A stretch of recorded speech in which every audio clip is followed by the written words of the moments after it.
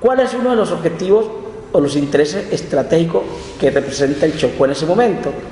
Porque el Chocó o las provincias del Chocó no hacen parte de lo que se conoce como las provincias mayores, sino son provincias menores consideradas soberanías ridículas que han aprovechado el regreso de la soberanía del pueblo para formar su independencia. Entonces es unas provincias que tienen una debilidad económica, una debilidad administrativa, una debilidad en el sistema de defensa. Porque en 1813 el gobernador de Antioquia, Juan del Corral, le propone a José María Valencia, el gobernador de Citará, la anexión de Citará a Antioquia para poder conformar un sistema de defensa a través del río Atrato y por ende poder cuidar las costas del Chocó, que era un beneficio también para proteger a Antioquia. En abril de 1816, entonces, Pablo Morillo despacha la columna al mando de Julián Bayer, que va a remontar el río Atrato hacia Quibdó, porque, reitero, la importancia del Chocó es geoestratégica y geopolítica en el sentido de que es una fuente de aprovisionamiento de esclavos negros para engrosar los ejércitos libertadores. Entonces es una fuente de financiación en oro y en hombres que tenían los ejércitos libertadores en la provincia del Chocó, y por eso al general Morillo le interesa retomar y controlar esta provincia. Y entonces parte el comandante Julián Bayer y el primer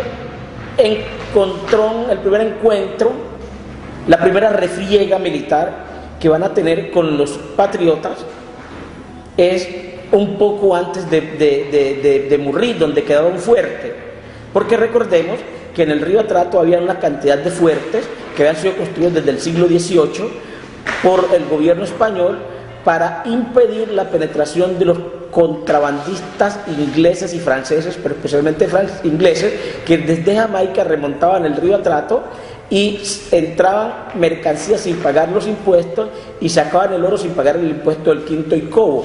Entonces, en esa perspectiva de vigilancia del río, desde el gobierno español se construyen tres fuertes principales en el río Atrato, que son las famosas vigías, que hasta hoy están ahí. Entonces tenemos la vigía de Curvarador, vigía del fuerte, y la otra vigía que es la vigía del Atrato. Para algunos autores, entre ellos Rogerio Velázquez, considera que fueron los cimarrones que estaban ubicados en ese sitio quienes se enfrentaron a esta primera incursión al mando de Bayer. Bayer se regresa hasta Cartagena y hacia mediados de abril inicia la segunda incursión en el por el Atrato, que va a tener éxito. Si nosotros revisamos a lo que podemos llamar el Estado Mayor, que estaba compuesto por Miguel Busch y por Tomás Pérez, ambos eran hombres que carecían de formación militar. Tomás Pérez era un comerciante de La Purísima, una localidad del actual departamento de Córdoba, que había llegado al Chocó como comerciante y había hecho una fortuna considerable. Entre lo que comerciaba, también comerciaba con negros, ese era un negrero, vendía y compraba esclavizados. Miguel Busch, un descendiente de españoles nacido en Quibdó, también ejercía las mismas funciones políticas en Quibdó y también comerciaba con afrochocuanos.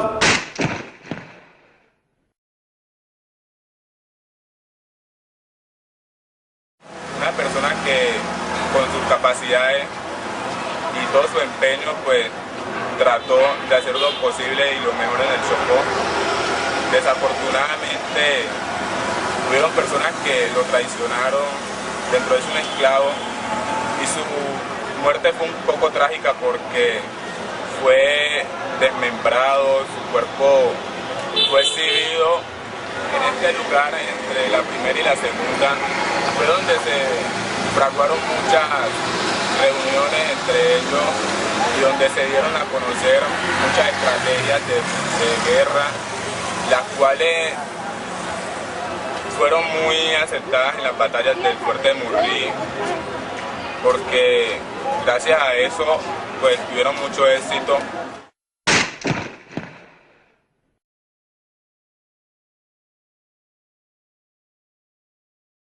Para empezar, quiero decir esta frase, que a veces es bueno volver al pasado, el presente nos hace daño. El más duro de todos ellos era Tomás Pérez. que era el que Julián Bayer, que soy yo, en el personaje de la obra de teatro, ofrecía 200 patacones de oro para que le diera la información donde estaba Tomás Pérez. O así cuando de la nada aparece un esclavo afrodescendiente diciendo dónde estaba. Los afrodescendientes luchaban por la liberación de ellos mismos, que decían que si ellos paraban un año en la guerra de independencia, cuando terminase esta ellos quedan libres. Entonces, una de las formas que los afrodescendientes lucharon por la guerra de independencia fue por su libertad. Tomás Pérez fue decapitado, su cabeza cercenada quedó, le incrustaron entre el río Quito y el río Atrato, ahí donde sale la estrella de Belén, que aún sale. Lástima que, como dicen por ahí, que el que a hierro mata, a hierro muere. Pues en la obra de teatro y en la vida, en la época que sucedió eso, en 1816, a mí me tocó morir justamente así, decapitado.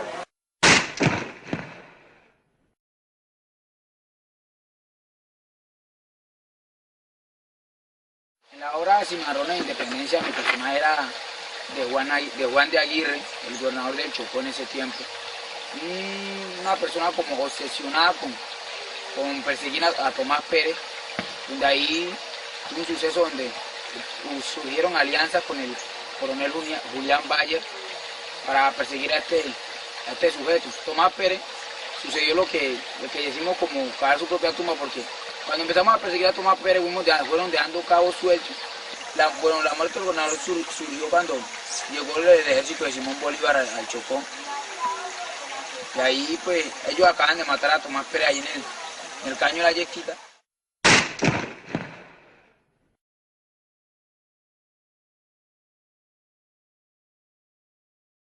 El esclavo de Jarano tenía amigos y entre esos uno de los amigos era Tomás Pérez, quien cuando el ejército lo estaba persiguiendo optó por quedarse en mi casa a esconderse. Y yo, digámoslo así, que por interés, opté por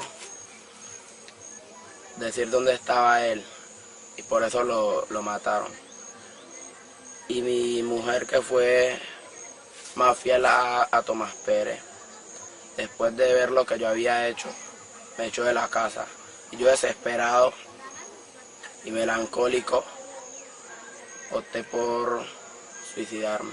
Donde se va la historia de todo el proceso en la cual se desarrollaron los hombres y mujeres hace 200 años. Esta vez vamos a hablar de Tomás Pérez. En este lugar, si ustedes ven aquí, en todas las bocas del Atrato y el río Quito pusieron la cabeza de este gran líder. Su cuerpo fue puesto pedazo a pedazo, la cabeza allí y el resto del cuerpo hasta llegar, según los historiadores, detrás del convento.